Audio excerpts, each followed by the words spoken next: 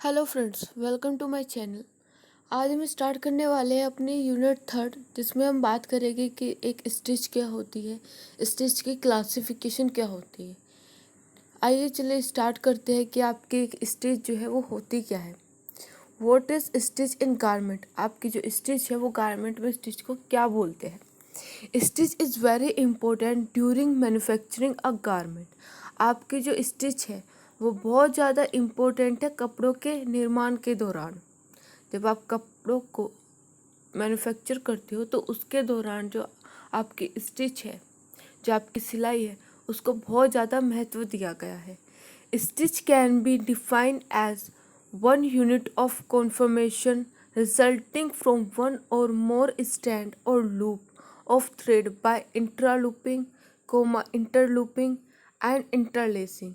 इसमें ये चीज़ बताई गई है कि अगर हम सिलाई को क्लासीफाई करें तो ये किस तरीके से इसको क्लासीफाई किया जा सकता है।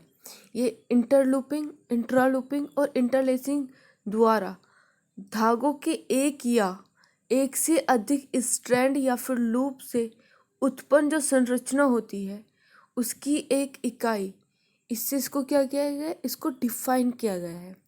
इसमें क्या चीज़ बोली गई है कि आपकी जो सिलाई है, सिलाई को किस चीज़ से परिभाषित किया गया है।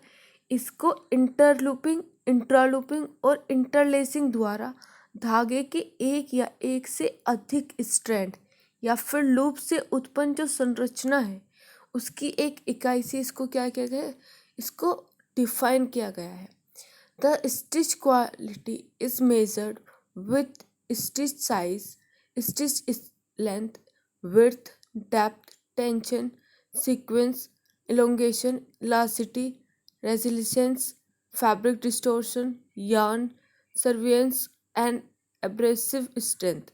इसमें क्या चीज़ बताई गई है कि जो आपकी स्टिच की क्वालिटी है, आप स्टिच की क्वालिटी किस तरीके से मेज़र करते हो। स्टिच का साइज़ क्या है, उसकी लेंथ क्या है, उसकी विड्थ क्या है, उसकी डेप्थ क्या है, उसका टेंशन क्या है, उसके सीक्वेंस क्या है, इलोंगेशन क्या है, इलास्टिसिटी क्या है, रेजिलिसेंस क्या है, फैब्रिक डिस्टोर्शन क्या है, यार्न सर्वेंस क्या है, एब्रेसिव स्ट्रेंथ क्या है।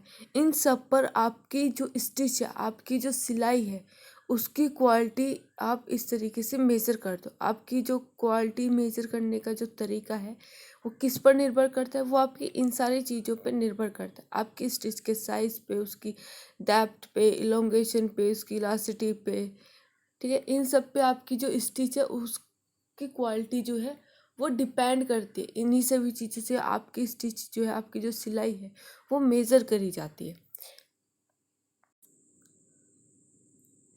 What is stitch? अब बात आगे करते हैं कि आपकी जो स्टिच है वो, अगर मैं दूसरे शब्दों में कहूँ कि आपकी स्टिच क्या है। When loop of one or more thread bound with each other either by intralooping, intralooping or interlacing or combination of those to swing fabric, the small unit of repeated configuration is defined as a stitch। इसमें क्या चीज़ बोली गई है कि जब आप एक या एक से अधिक धागों के लूप एक दूसरे से बांधते हो, मतलब इसमें क्या चीज़ बोली गई है, जब आप एक या फिर एक से अधिक धागों के लूप को एक दूसरे से बांधते हो, किसके द्वारा, इंटरलूपिंग के द्वारा, इंट्रालूपिंग के द्वारा और इंटरलेसिंग के द्वारा।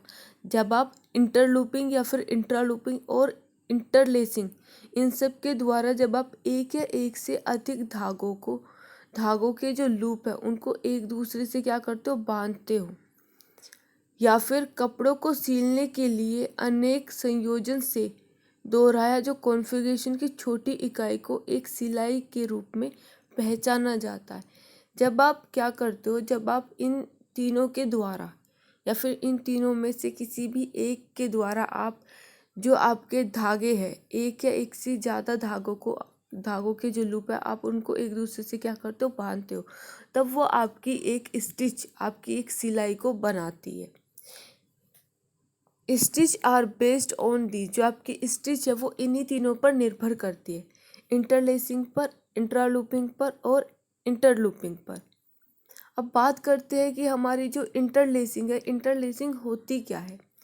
If a thread passes over around another thread or loop of a different thread it is called interlacing. इसमें क्या चीज़ बताई गई है कि यदि कोई धागा किसी अन्य धागे के ऊपर या उसके आसपास से गुजरता है या दूसरे धागे के लूप को इंटरलेसिंग कहा जाता है। आप इसको इस तरीके से भी बोल सकते हो कि जब यह तब बनता है जब एक धागा दूसरे धागे के ऊपर से गुजरता है, तब आपका क्या बनाया जाता है, तब आपका इंटरलेसिंग बनाया जाता है। जब आपका एक धागा आपके दूसरे धागे के ऊपर से होके गुजरेगा तब आप उसको क्या बताओगे, तब वो आपको इंटरलेसिंग के रूप में आप उसको पाते हो। इसका बेस्ट एग्जाम्पल है आपके स्टिच नंबर, जो आपके क्लासिफिकेशन ऑफ स्टिच है उसमें आपके स्टिच नंबर 301 जो कि आपकी इंटरलेसिंग के द्वारा ही करी जाती है। जैसे कि आप इस फिगर में देख सकते हो, इसमें दिखाया गया है कि इसमें आपका एक धागा आपके दूसरे धागे के ऊपर से होके ये निकल रहा है। ठीक है, ये आपका दिखाया गया है कि आपका जो आप इंटरलेसिंग जो करते हो वो किस तरीके से करी जाती है। आप इसमें देख सकते हो आपका ये जो ऊपर का एक धागा है वो नीचे के दूसरे धागे के ऊपर से किस तरीके से जाता है। ठीक है, इस तरीके से आपकी इंटरलेसिंग करी जाती है। इसके बाद हम बात करते हैं आपका इंट्रालूपिंग होता क्या है। If a thread is passed through another loop of thread that is formed by the same thread it is called intralooping. इसमें क्या चीज़ बोली गई है कि यदि एक धागे को उसी धागे से बने धागे के दूसरे लूप से आप गुजारा जाता है तो उसे इंट्रालूपिंग कहा जाता है। इसमें क्या चीज़ बोली गई है कि यदि आप एक धागे को उसी धागे से बने जो दूसरे धागे का जो लूप है अगर आप उससे निकालते हो तो उसको क्या बोलते हो, उसको इंट्रालूपिंग कहते हैं। आप उसको दूसरी तरीके से इस तरीके से बोल सकते हो कि यह एक धागे के लूप को, अगर आप एक धागे के लूप को उसी धागे के लूप से गुजारा जाता है तो वो आपका क्या बनाता है, वो आपका इंट्रालूपिंग बनाता है।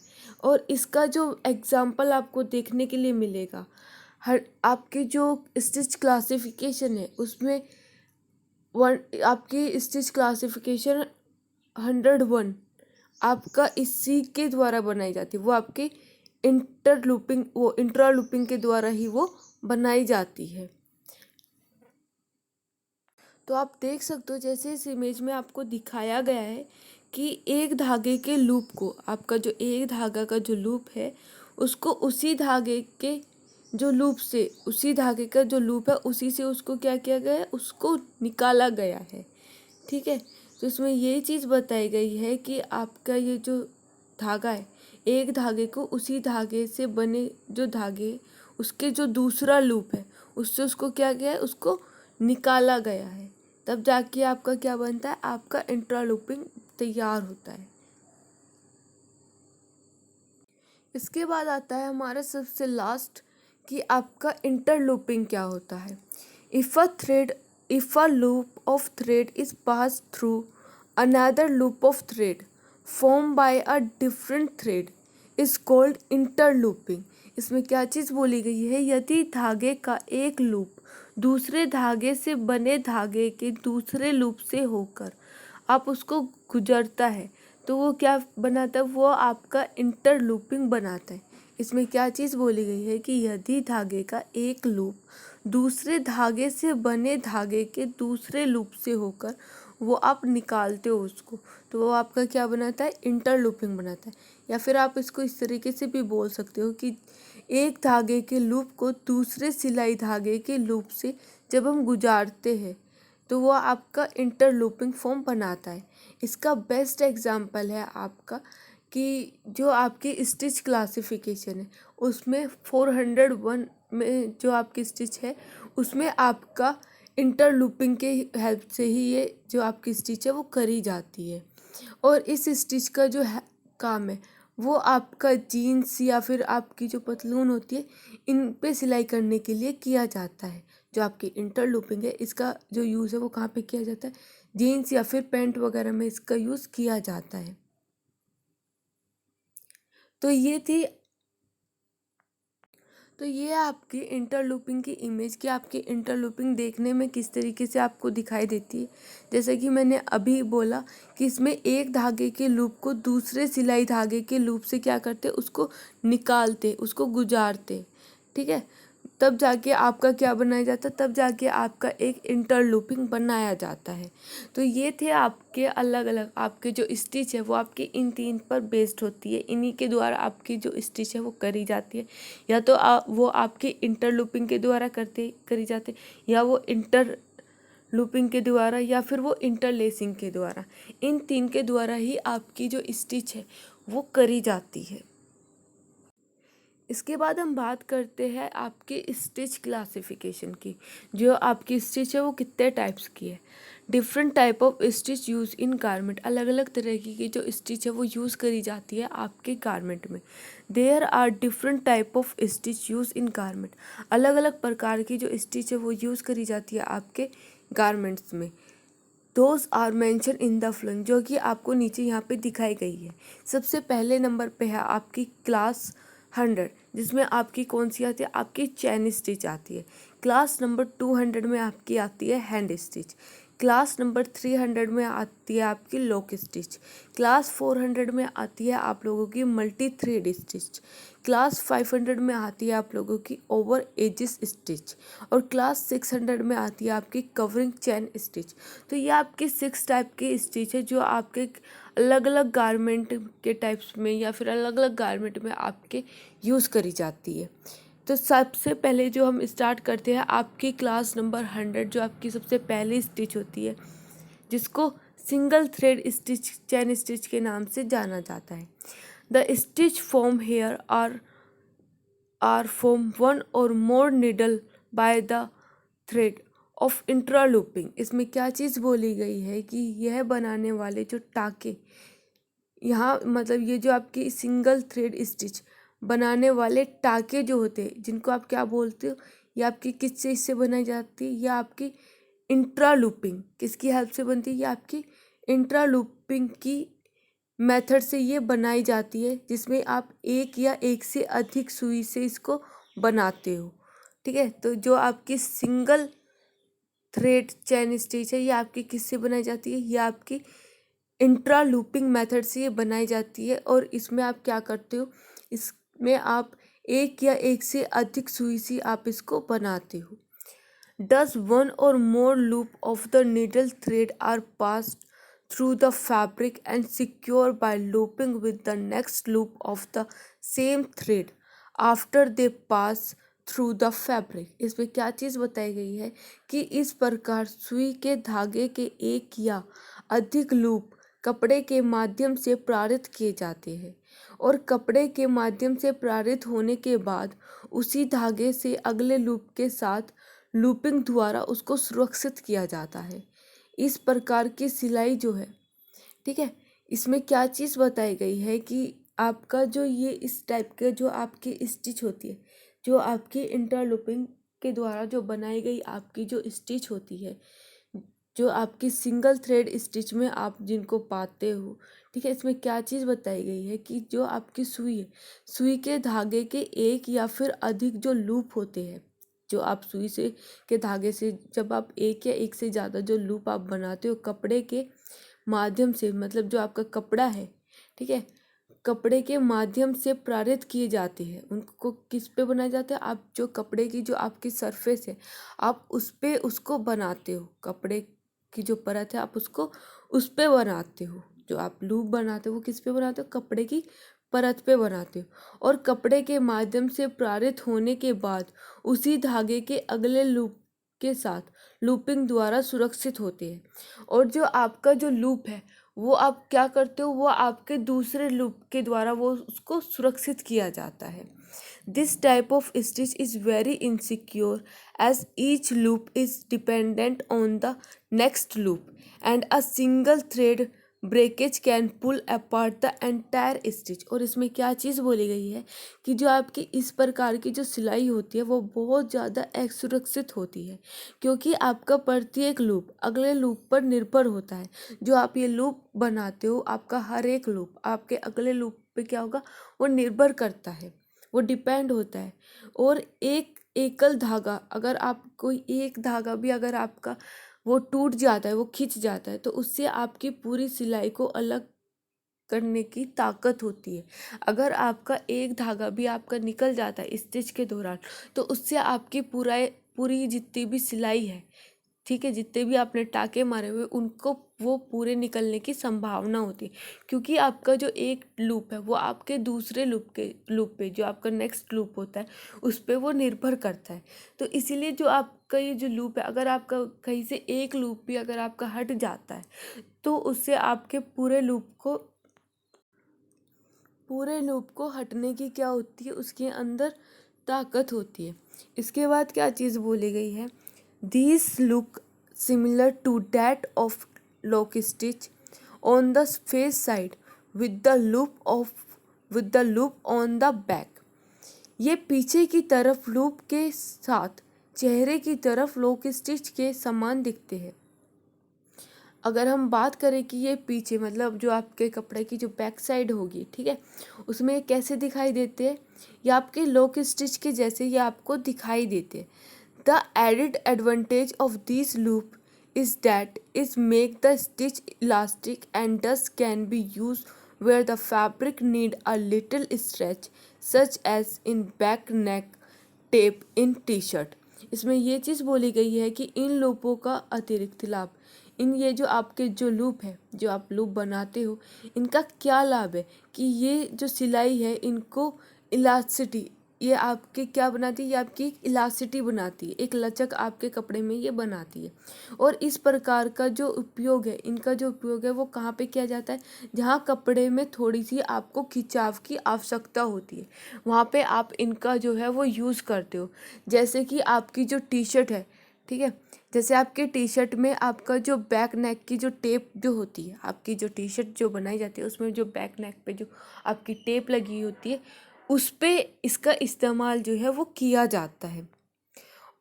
Also with easy removal of stitch, it is use in basting operation in tailor made garment. इसमें क्या बताया गया है कि इसके अलावा सिलाई को क्या कर सकते हो, आप आसानी से उसको हटा सकते हो, और इसी के साथ इसका जो उपयोग है वो आपके टेलर के कपड़ों में जो बास्टिंग ऑपरेशन जो होता है उसके लिए इसका यूज़ किया जाता है। This kind of stitch is often not preferred for seaming operation, but is widely used in multi-thread machine as temporary stitch and blind stitch। इसमें ये चीज़ बोली गई है कि आपकी इस तरह की जो आपकी सिलाई होती है वो अक्सर आपकी जो स्विंग ऑपरेशन होती है उसके लिए इसको पसंद नहीं किया जाता, लेकिन ये व्यापक रूप से जो आपके मल्टीपल थ्रेड जो मशीन होती है उसमें ये आपकी एक टेम्पररी स्टिच या फिर आपके एक ब्लाइंड स्टिच के रूप में इसका उपयोग किया जाता है। ये यहाँ पे आपको एग्जाम्पल दिखाया गया है कि जो आपकी जीन्स है उसके यहाँ पे एजिस पे आप देख सकते हो ब्राउन कलर में आपको यहाँ पे सिंगल थ्रेड चेन स्टिच दिखाई गई है कि ये आपका इस तरीके से आपके कपड़ों पे ये की जाती है। आप देख सकते हो जहाँ पे एक या एक से अधिक जो सुई से ये बनाई गई है, ठीक है, इस तरीके से यह आपके जो कपड़े हैं उन पे ये दिखाई देते हैं। जीन्स के आप देख सकते हो किनारे पे ही आपको मिलती है। इसके बाद आती है हमारी दूसरी स्टिच जो है हमारी क्लास नंबर 200, जिसमें आती है हमारी hand stitch. Class 200 is named as hand stitch which is produce from a single thread. इसमें बताया गया है कि जो आपकी क्लास 200 है उसको हाथ की सिलाई का नाम दिया गया है, जो आपकी एक ही धागे से क्या करी जाती है, ये आपकी बनाई जाती है, इसको निर्मित किया जाता है, ये आपकी एक ही धागे से ये बनाई जाती है, जो आपकी हैंड स्टिच होती है। This single thread is pass through the fabric from one side to another and the stitch is secured by the single line of thread passing in the out of the garment. इसमें क्या चीज़ बोली गई है कि इसमें आपका एक single thread को कपड़े के माध्यम से एक तरफ से दूसरी तरफ इसको गुजारा जाता है, और सिलाई को कपड़े के अंदर और बाहर गुजारने वाले जो धागे होती है, धागे की एक पंक्ति द्वारा इसको क्या किया जाता है, इसको सुरक्षित किया जाता है। ठीक है, इसमें यही चीज़ बोली गई है कि जो आपका जो क्लास नंबर 200 है, इसको हाथ की सिलाई मतलब इसको हैंड स्टिच का नाम दिया गया है, जो आपके एक ही धागे से ये निर्मित होती है। इसको बनाने का जो तरीका है वो सिर्फ एक सिंगल धागा से इसको बनाया जाता है। इस एक धागे को कपड़े के माध्यम से एक तरफ से दूसरे तरफ क्या किया जाता है, इसको निकाला जाता है। और सिलाई और कपड़े के अंदर और बाहर जब हम इसको निकालते हैं तो धागे की हमें एक पंक्ति दिखाई देती है, जिससे वो क्या करती है, वो एक पंक्ति द्वारा वो सुरक्षित की जाती है। इसके बाद बोला गया है कि class 200 hand stitch has 4 type: running stitch, back stitch, diagonal stitch and button whole stitch. जो आपकी क्लास 200 जो हैंड स्टिच है, इसके अंदर आपके 4 प्रकार आते हैं। सबसे पहले आपका रनिंग बास्टिंग, दूसरा आपका बैक स्टिच, डायगोनल बास्टिंग और आपका बटन होल। ये आपके 4 टाइप जो है ये आपके हैंड स्टिच के अंदर आते हैं। This type of stitch are use for stitching costly dresses, jacket and sample dresses. इस प्रकार के जो आपकी जो स्टिच है, जो टाके हैं, उनका उपयोग महंगे कपड़ों के लिए, जैकेट के लिए, या फिर जो आपके सैम्पल कपड़े जो होते हैं, जो नमूने आप बनाते हो कपड़ों के, उनकी सिलाई के लिए किया जाता है। तो आप इस फिगर में देख सकते हो, ये हमारी फिगर में एग्जांपल दिखाया गया है आपकी हैंड स्टिच का, जो आपकी क्लास नंबर 200 के अंदर ये आता है। इसमें दिखाया गया है कि जो आपकी हैंड स्टिच है वो एक सिंगल थ्रेड से ये करी जाती है। ठीक है, जिसमें क्या किया जाता है कि आपका जो धागा होता है वो कपड़े के माध्यम से क्या करते हैं, उसको एक तरफ से उसको दूसरी तरफ से उसको निकालते हैं। ठीक है, ये आपका सिंपल स्टिच जो है वो दिखाई गई है, जिसमें आपकी रनिंग बास्टिंग आती है, आपकी बैक स्टिच आती है, आपकी डायगोनल स्टिच आती है और आपकी बटन होल स्टिच आती है। तो ये आपकी जो हैंड स्टिच है उसका आपको यहाँ पे ये एग्जांपल दिखाया गया है कि आपकी जो हैंड स्टिच है वो आपकी किस तरीके से आपको दिखाई देती है। इसके बाद आता है हमारा हैंड स्टिच के बाद अगर हम बात करें तो उसके बाद आता है हमारा 3rd नंबर की स्टिच, क्लास नंबर 300, जिसके अंदर आती है हमारी lock stitch. Class 300 is named as lock stitch which is produce with 2 or more group of thread and 2 thread are joint with interlacing. इसमें क्या चीज़ बताई गई है कि जो हमारी क्लास नंबर 300 है, इसको लोक स्टिच के रूप में इसको माना गया है कि ये किस तरीके से प्रोड्यूस होती है, ये आपके लोक स्टिच के द्वारा ये प्रोड्यूस करी जाती है, जो 2 या 2 से अधिक समूह के जो धागों के साथ इसको निर्मित किया जाता है, और 2 धागे इंटरलेसिंग द्वारा जोड़े जाते हैं। जो आपके जो 2 धागे एक दूसरे के साथ जो ये जोड़े जाते हैं वो आपके इंटरलेसिंग के द्वारा जोड़े जाते हैं, तभी ये आपके लोक स्टिच जो है वो बनाते हैं। Here loop of one group are passed through the fabric and are secured by the thread of the second group, where one group is referred as referred to as needle thread and the other as bobbin thread। इसमें क्या चीज़ बोली गई है कि यहाँ पे एक समूह के जो आप अगर मैं बात करूँ एक ग्रुप की, ठीक है, यहाँ पे एक ग्रुप को कपड़े के माध्यम से उसके जो कपड़े का जो आपका परत होता है, ठीक है, उसके माध्यम से उसको किया जाता है, और दूसरे समूह के धागे से उसको सुरक्षित किया जाता है। जहाँ एक समूह को आप सुई धागा और दूसरे को बोबिन धागा कहा जाता है। ठीक है, इसमें क्या चीज़ बताई गई है कि इसमें आपको एक धागे का जो समूह है, एक धागा का जो आपका ग्रुप है, ठीक है, उसको बोला जाता है सुई धागा, और जो आपका दूसरा जो धागे का जो ग्रुप है, ठीक है, उसको बोला जाता है आपका बोबिंग थ्रेड। इसके बाद बोला गया है class 300 log stitch has enough strength and same appearance on both side। इसमें क्या चीज़ बताई गई है कि जो आपकी क्लास 300 है, जो लॉक स्टिच है, उसमें आपको इनफ स्ट्रेंथ देखने के लिए मिलता है और दोनों तरफ आपको एक जैसा अपीयरेंस जो है देखने की, जो आप इसको अगर देखते हो तो आपको दोनों साइड इसमें क्या मिलता है, एक जैसा आपको देखने में अपीयरेंस इसमें मिलता है। उसके बाद बोला गया है कि जो आपकी क्लास 300 लॉक स्टिच है हैज़ 4 टाइप। इसके आपको 4 टाइप्स आपको देखने के लिए मिलते हैं, 301, 304, 308 एंड जो आपका लास्ट है वो है आपका 309। इसमें क्या चीज़ बताई गई है कि जो आपकी क्लास 300 है लॉक स्टिच जो है ये आपके 4 प्रकार की होती है, 301, 304, 308 और 309। These type of stitch are used for stitching underwear, most type and apparel and decorative purpose। आपकी इस प्रकार की जो सिलाई है उनका जो उपयोग है वो अंडरवियर के लिए, अधिकांश जो आपके अलग अलग तरह के जो आपके कपड़े होते हैं उनके लिए, आपके अपैरल के लिए, परिधान के लिए, और जो आपका डेकोरेटिव जो आपका पर्पस होता है, आपका जो सजावटी जो उद्देश्य होता है उसके लिए इन सिलाइयों का उपयोग किया जाता है। तो इसमें क्या चीज़ बताई गई है कि जो आपकी लॉक स्टिच है, ठीक है, आपकी लॉक स्टिच किस तरीके से बनाई जाती है, इसको हम एग्जाम्पल के तौर पे आपको इमेज के द्वारा इसको बताते हैं। देखिए, जैसे आप इस इमेज में देख सकते हो, ये आपकी जो जीन्स होती है, ठीक है, जीन्स की जो साइड की आपकी सीम होती है उसमें ये आपको देखने के लिए मिलता है। जैसे कि इसमें दिखाया गया है कि इसमें 2 या 2 से अधिक समूह के जो आपके धागे होते हैं इनसे ये आपका बनाया जाता है, ठीक है, जिसमें आपके 2 धागों को आपको इंटरलेस के द्वारा ये क्या किया जाता है, इनको जोड़ा जाता है। जिसमें क्या चीज़ बताई गई है कि ये आपके आपका जो आपके कपड़े होते हैं, ठीक है, आपका जो धागों का जो होता है उसको आपके कपड़ों की जो परत होती है उसके माध्यम से उसको निकाला जाता है, और जो आपका दूसरा ग्रुप होता है वो आपका क्या करता है, वो आपका सुरक्षित करता है आपके धागे को। इसमें आपके एक धागे का जो ग्रुप है उसको तो आपका सुई धागा बताया गया है, और जो आपका दूसरा जो धागे का ग्रुप होता है उसको आपका बोबिन धागा बताया गया है।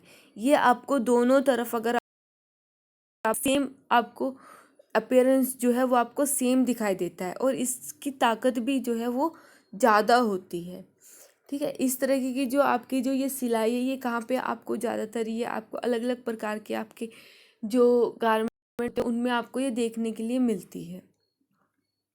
इसके बाद हम बात करते हैं आपकी क्लास नंबर 400, जिसको बताया गया है मल्टी थ्रेड स्टिच।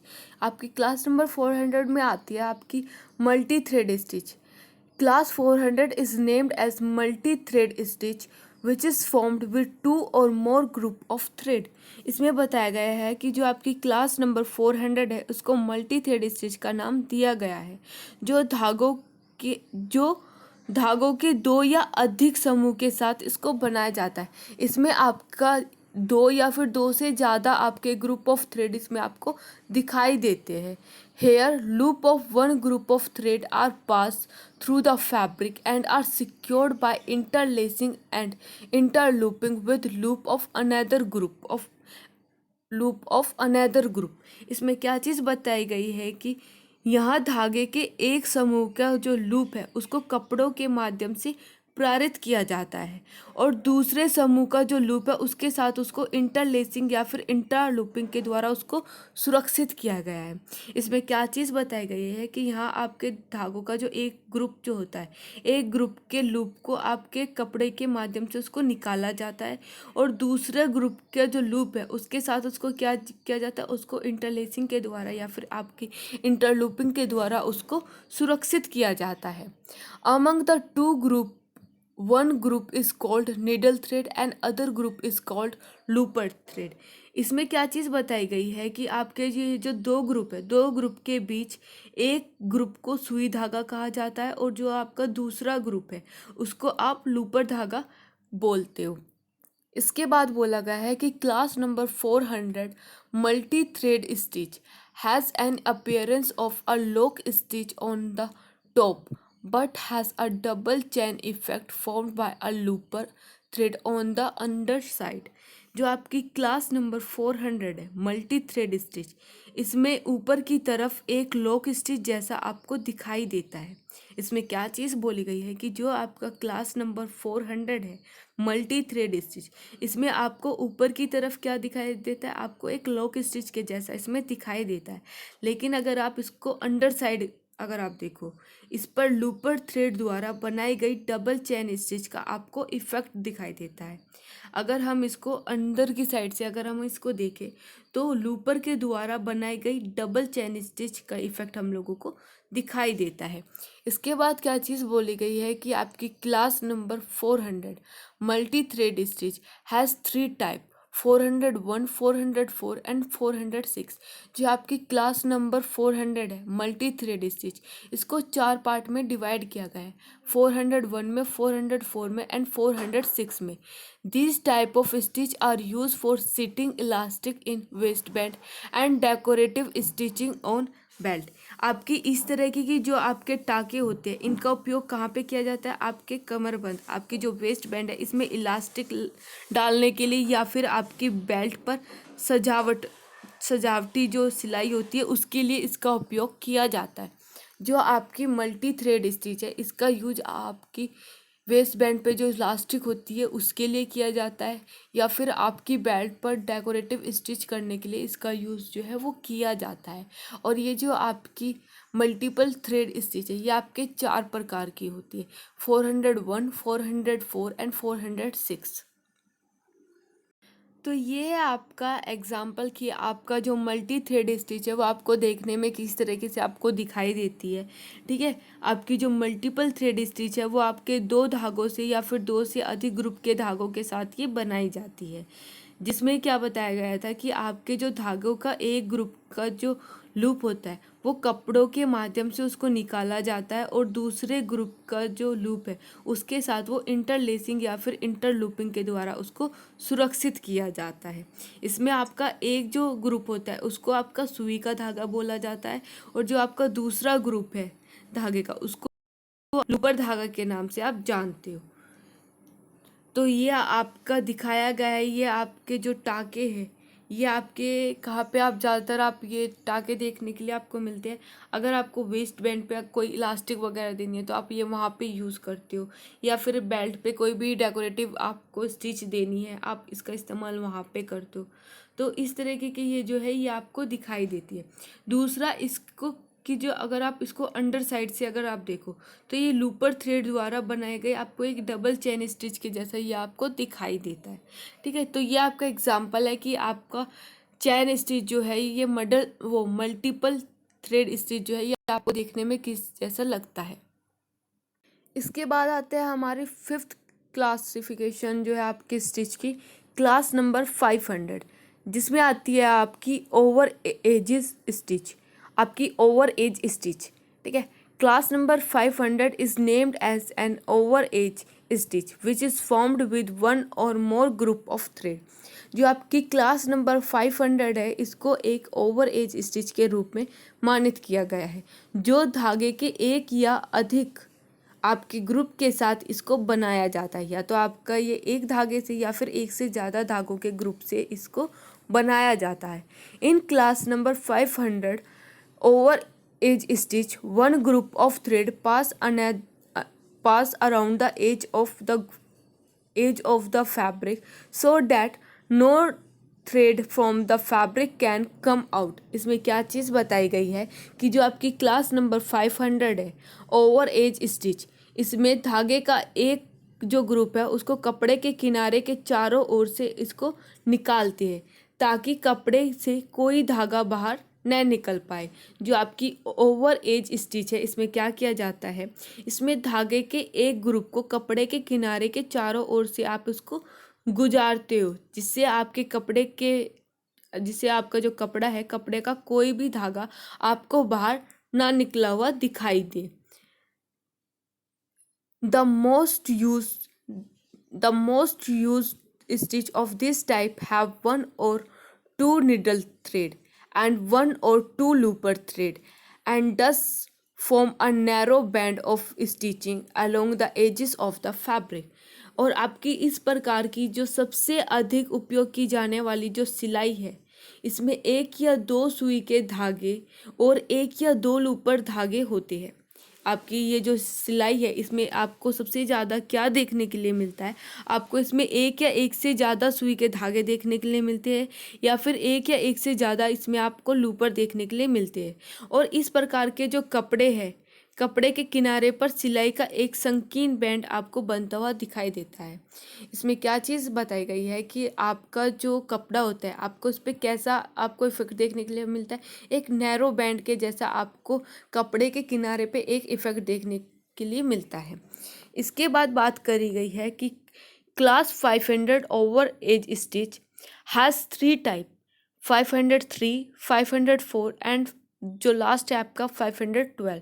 जो आपकी क्लास नंबर 500 है ओवर एज स्टिच जो है, ये आपके 3 पार्ट्स में इसको डिवाइड किया गया है, 503 में, 504 में एंड 512 में। This type of stitch is used for edge knitting of knitted fabric where extensibility of stitch is important, also use for sports wear and dance wear garment. आपकी जो क्लास नंबर 500 है over edge stitch जो है, यह आपकी 3 प्रकार से आपको इसको बांटा गया है। सबसे पहले आपकी 503 में, 504 में और लास्ट आपकी 512 में। इस प्रकार की सिलाई का जो उपयोग है वो बने हुए कपड़ों को किनारे की सफाई के लिए किया जाता है। जो आपके जो निटेड फैब्रिक जो होते हैं उनके किनारों की सफाई के लिए इसका जो यूज़ है वो किया जाता है। ये जो आपकी ओवर एज स्टिच जो है, ये आपके निटेड फैब्रिक जो होते हैं उनके किनारे की सफाई के लिए, निट जो आपकी उनके जो किनारे होते हैं, जो उनकी एजिस होते हैं, उनकी निटिंग के लिए क्या किया जाता है, इस स्टिच का यूज़ किया जाता है। जहाँ टाके की एक्सटेंसिबिलिटी महत्वपूर्ण होती है, जहाँ पे क्या बताया गया, जहाँ पे टाके की जो एक्सटेंसिबिलिटी है उसको यहाँ पे महत्वपूर्ण बताया गया है। इसका उपयोग जो है वो स्पोर्ट्स वियर में और जो आपके डांस वियर जो गारमेंट होते हैं उनमें सबसे ज़्यादा इसका यूज़ जो है वो किया गया है। ये आपका एग्जाम्पल दिखाया गया है कि आपकी जो ओवर एज स्टिच है वो देखने में आपको कैसी लगती है। आप देख सकते हो इसमें आपको एक या एक से ज़्यादा ग्रुप के साथ जो आपके धागे हैं इससे ये बनाई जाती है। जिसमें क्या चीज़ बताई गई है कि आपका जो धागे का जो एक ग्रुप है वो कपड़े के चारों ओर जो है वो अपने आप को उसको कवर कर देता है। कपड़े के चारों ओर से वो गुजारा जाता है ताकि जो आपका जो कपड़ा है उसका कोई भी फैब्रिक, कोई भी जो आपका धागा है वो बाहर ना निकल पाए। इसमें क्या चीज़ बताई गई थी कि इसमें उपयोग की जाने वाली जो सिलाई है वो एक या दो के धागे से या फिर एक या दो लूपर ये करी जाती है। और ये आपके क्या करती है, ये आपका एक नैरो बैंड आपके फैब्रिक के किनारे पे ये बना देती है। मतलब जो आपका फैब्रिक है उसके किनारे पे ये आपको एक नैरो बैंड के जैसा ये आपको दिखाई देता है। और इस प्रकार की जो आपकी स्टिच होती है वो आपके निटेड फैब्रिक पे जो आपकी एजिस होते हैं, जो आपके निटेड फैब्रिक जो होते हैं उनके जो किनारे होते हैं उनकी सफाई के लिए इसको किया जाता है। और ये आपको सबसे ज़्यादा आपको स्पोर्ट्स वियर में या फिर जो आपके डांस वियर है उसमें ये आपको सबसे ज़्यादा देखने के लिए मिलते हैं। तो ये आपका एग्जाम्पल दिखाया गया है कि आपका जो ओवर एज स्टिच है वो आपको देखने में किस तरीके से मिलता है। इसके बाद आता है हमारे सबसे last one, class number 600 covering chain stitch. Class 600 is named as covering chain stitch which is produced with 3 group of thread। सबसे जो लास्ट है उसमें आता है हमारा क्लास 600 जो कवरिंग चैन स्टिच के नाम से इसको बताया गया है। जो थ्रेड के 3 ग्रुप के साथ इसको निर्मित किया जाता है। आपके जो थ्रेड है आपके धागे के 3 ग्रुप के साथ इसको बनाया जाता है। Here thread of 2 group can be seen from either side. इसमें क्या बताया गया है कि यहाँ दोनों ओर से 2 धागों को देखा जा सकता है। इसमें क्या चीज़ बताई गई है कि आप इसमें क्या कर सकते हो, इसमें आप दोनों ओर से, आप दोनों तरफ से आप 2 धागों को देख सकते हो। In class number 600 covering chain stitch, the first group of the thread is called needle thread and second group is called a top cover thread and the third group is called a bottom cover thread. इसमें क्या चीज़ बताई गई है कि जो आपकी class number 600 है covering chain stitch, इसमें धागों का जो पहला ग्रुप है उसको सुई धागा कहा जाता है, जो आपके धागों का जो दूसरा ग्रुप है उसको आपका टॉप कवर थ्रेड कहा जाता है और जो आपका धागों का जो तीसरा ग्रुप है उसको आप बॉटम कवर थ्रेड के नाम से ये जाने जाते हैं। जो आपकी क्लास नंबर 600 है इसको 3 ग्रुप में इसको डिवाइड किया गया है, ठीक है, 3 ग्रुप के साथ इसको बनाते हैं, जिसमें आपका पहले ग्रुप को क्या बताया गया है, आपका जो पहला ग्रुप का जो थ्रेड है, ठीक है, उसको आपको निडल थ्रेड बताया गया है। जो आपका सेकंड ग्रुप का जो थ्रेड है उसको आपका टॉप कवर थ्रेड बताया गया है और जो आपका थर्ड ग्रुप का जो थ्रेड है उसको आपका बॉटम कवर थ्रेड बताया गया है। Class 600 covering chain stitch is very complex and up to 9 thread can be used in producing these type of stitch। जो आपकी क्लास नंबर 600 है कवरिंग चैन स्टिच, ये बहुत ज़्यादा कॉम्प्लेक्स, ये बहुत ज़्यादा आपको जटिल देखने के लिए मिलती है और इस प्रकार की स्टिच को बनाने के लिए अधिकतम 9 धागों का उपयोग किया जाता है। हमारी जो 600 की जो स्टिच है, जो आपकी कवरिंग चैन स्टिच है, इसको बनाने के लिए ज़्यादातर क्या कितने धागों का इस्तेमाल किया जाता है, ज़्यादातर इसको बनाने के लिए हम 9 या 9 से ज़्यादा धागों का इसमें हम इस्तेमाल करते हैं, ठीक है। और इस तरीके की जो स्टिच होती है वो बहुत ज़्यादा कॉम्प्लेक्स, बहुत ज़्यादा आपको जटिल देखने के लिए मिलती है। Class 600 covering chain stitch has 3 types 602, 604 and 607। जो हमारी क्लास नंबर 600 है कवरिंग चैन स्टिच, इसको 3 पार्ट में डिवाइड किया गया है, 602 में, 605 में और 607 में। This type of stitch are use for nets, laundry, binding, elastic, decoration etc। इस प्रकार के जो आपके टाके हैं उनका उपयोग नेट के लिए, वुमेन अंडरवेयर के लिए, बाइंडिंग के लिए, इलास्टिक के लिए, डेकोरेशन के लिए, इन सब के लिए ये किया जाता है।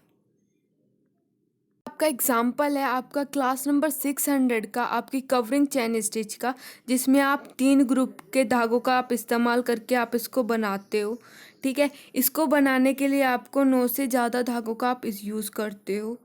तो इसमें आपका जो पहला जो धागा होता है, ठीक है, आप अपने पहले धागे को आप सुई धागा बोलते हो, आपका जो दूसरा धागा है आप उसको टॉप कवर स्टिच धागा बोलते हो और आपका जो लास्ट जो धागा होता है, तीसरा जो धागे का जो ग्रुप होता है, आप उसको बॉटम कवर धागा बोलते हो, ठीक है। ये आपके 9 धागों से ज़्यादा, ये 9 धागों से ज़्यादा धागों को लेके ये बनाई जाती है। ये बहुत ज़्यादा कॉम्प्लेक्स स्टिचिंग होती है, ठीक है। और ये आपके कहाँ पे यूज़ करी जाती है, आपके लास्टिंग के लिए या फिर आपके डेकोरेटिव पर्पस के लिए या फिर ये आपके वुमेन अंडरवेयर में, ये आपके इन जगहों पे नेट वगैरह के लिए, ये यहाँ सबसे ज़्यादा इन जगहों पे आपकी जो क्लास नंबर 600 जो आपकी कवरिंग चैन स्टिच है, ये इन सब जगहों पे आपकी यूज़ की जाती है। तो अब तक हमने ये चीज़ पढ़ चुके हैं कि जो हमारी क्लासिफिकेशन ऑफ स्टिच जो है, इसमें हमारे 6 टाइप की स्टिच आती है, ठीक है। आपकी क्लास नंबर 1 वो क्लास 100 जिसमें आपकी सिंगल थ्रेड स्टिच के बारे में हमने पढ़ा, क्लास नंबर 200 जिसमें हमने हैंड स्टिच के बारे में पढ़ा, क्लास नंबर 300 जिसमें हमने लॉक स्टिच के बारे में पढ़ा, क्लास नंबर 400 जिसमें हमने मल्टी थ्रेड चैन स्टिच के बारे में पढ़ा, क्लास नंबर 500 जिसमें हमने ओवर एज स्टिच के बारे में पढ़ा, क्लास नंबर 600 जिसमें हमने कवरिंग चैन स्टिच के बारे में पढ़ा। तो जो आपकी जो स्टिच होती है, ये आपकी स्टिच किसके द्वारा बनाई जाती है, ये आपकी इंटरलेसिंग के द्वारा, इंटरलूपिंग के द्वारा या फिर इंट्रालूपिंग के द्वारा, ठीक है। ये आपकी इनके द्वारा ये आपकी स्टिच जो है ये बनाई जाती है। तो इसी के साथ जो आपकी स्टिच ऑफ क्लासिफिकेशन जो टॉपिक है वो यहाँ पे ख़त्म होता है। नेक्स्ट उसमें हम बात करेंगे कि आपकी सीम कितने टाइप्स की होती है, टाइप्स ऑफ सीम के बारे में। Thank you.